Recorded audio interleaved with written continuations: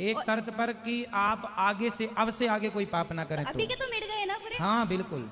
हाँ, और जैसे संत बड़ा है पापी बड़ा है सर, क्योंकि जो पापी लोग रहते हैं जीवन भर पाप करते हैं, अंत समय उनके मुख से सिर्फ राम कृष्ण कुछ भी वर्ड निकल जाए भगवान का तो उनको सीधा वैकुंठ धाम मिल जाता है। और जो साधु लोग रहते हैं जो जीवन भर तपस्या पाठ पूजा करते हैं तो उन अंत समय में कुछ पाप हो जाए तो उनको पश्चाताप करना पड़ता था। ऐसा क्यों? तो फिर पापी बड़ा है कि संत बड़े हैं?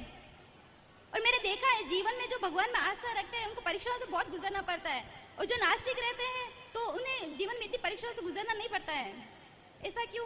तो भगवान में आस्था रखे तो परीक्षा से इतना गुजरना पड़ेगा। जो बच्चा आगे की क्लास में जाएगा हाँ? उसी को एग्जाम देना पड़ेगा। हाँ? जो आगे की क्लास में जाना ही नहीं चाहता वो एग्जाम क्यों देगा? आप बताओ। जिसे 12वीं के बाद कॉलेज में जाना है या 10वीं के बाद 11वीं में जाना है उसको तो एग्जाम देना पड़ेगा। अब जैसे जाने नहीं वो एग्जाम देगा? वो तो नहीं देगा। फिर पर ये तो जीवन में जब ईश्वर परीक्षा लें तो समझ लो कि ईश्वर आपको आगे की कक्षा में भेजना चाहते हैं। माता यशोदा पिछले जन्म में कौन थी? धरा थी। उन्होंने बड़ी तपस्या की, बड़ा कष्ट उठाया, बड़ा अपमान सहा, तब जाकर उन्हें आगे की क्लास में कृष्ण जैसा पुत्र प्राप्त हुआ। अब वो सोचती हम कष्ट क्यों सहें, हम तो इतने बड़े भक्त हैं। नहीं तो नहीं सहो तो घर बैठो। यदि ईश्वर की प्राप्ति में आगे बढ़ना है तो उठाना ही पड़ेगा। सुदामा जी इतने बड़े भक्त थे। हम जितने लोग यहाँ बैठे हैं हम में से कोई सुदामा जैसा भक्त नहीं है, लेकिन सुदामा जैसी तकलीफ हम लोगों से ज्यादा तकलीफ सुदामा ने उठाई। बोलो हाँ या ना? हम तो भक्त भी नहीं हैं और हम इतने तकलीफ में भी नहीं हैं। वो भक्त भी थे और तकलीफ भी थी, पर इतनी तकलीफ पर भी उन्होंने अपनी आस्था नहीं छोड़ी। इसलिए बिना सुदामा की कथा के भागवत जी की कथा पूरी नहीं होती। देखिए ये उनका प्रमोशन किसका नाम आता है। तो जीवन में आप संघर्षों से डरो मत और ये मत सोचो कि पापी तो पाप करके आगे बढ़ रहा है। कोई लाखों में एक अजामिल जैसा होता है जिसके मुंह से मरते समय भगवान का नाम निकल आए। बाकी जितने लोग हैं पाप किया है तो दंड भोगना पड़ेगा। सबके मुंह से राम नहीं निकलता मरते समय। कोई पुण्यात्मा होगा है ना, उसके मुंह से निकलता है। इसलिए अच्छे कर्मों का फल अच्छा ही होता है, बुरे कर्मों का फल बुरा ही होता है। बुरे का कभी अच्छा नहीं हो सकता। भीष्म पितामह जैसों को कर्मदंड भोगने के लिए बाणों की सैया पर लेटना पड़ा। कौन बचा? एक का नाम बता दो। बचा कोई?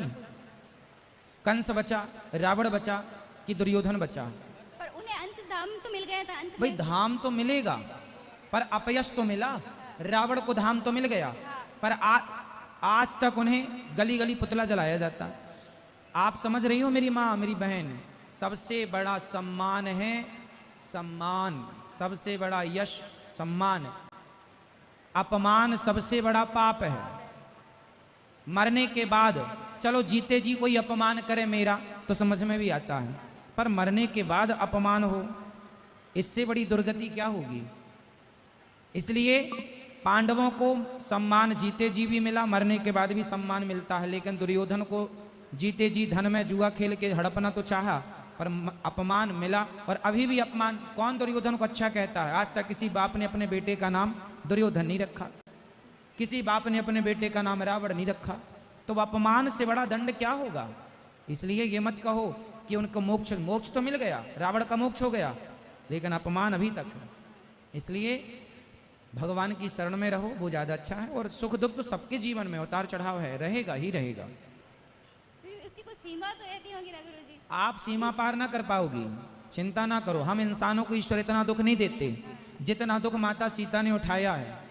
क्या उतना दुख आपके जीवन में है? नहीं नहीं, मेरे जीवन में नहीं है, मेरी मम्मी का बोल रही हूँ। मम्मी के जीवन में भी, आपकी माँ के जीवन में भी क्या उतना दुख है जितना माता सीता को या द्रौपदी को या कुंती को या सुदामा जी को उठाना पड़ा? फिर हमारा दुख तो कुछ भी नहीं है। उन लोगों ने तो बताया है कि इतना भी दुख आए तो भी कृष्ण की शरण नहीं छोड़नी, कृष्ण की भक्ति नहीं छोड़नी। और गुरुजी हम लोग जरा जरा से दुख में विचलित हो जाते हैं। सोमवार या पूनम कोई भी व्रत करते हैं उसमें एक टाइम जैसे भोजन करते हैं तो फराल वगैरह मना करते हैं ना, जैसे एकादशी का व्रत करते हैं तो उसमें कोई बोलते फराल ले सकते हैं और नहीं लिए तो उसका पुण्य अलग मिलता है ना। जैसे वो जो नहीं लेंगे अपन फराल तो उसका महत्व अलग रहता है और जो फराल लेते हैं उसका महत्व अलग रहता है। एकादशी में भी खाने पीने की ही बात, हाँ क्यों? नहीं मतलब जिस फराल का बोलते हैं ना, साबूदाना वगैरह पानी पी सकते हैं। जैसे अब हम मुझे बता रहे फराल हैं, वगैरह नहीं करना है, आपको पुण्य चाहिए एकादशी का, मुझे प्रभु से मिलना है। हम बता दें उपाय। एकादशी के दिन खूब कीर्तन करो, हाँ खूब भगवान का नाम जप करो और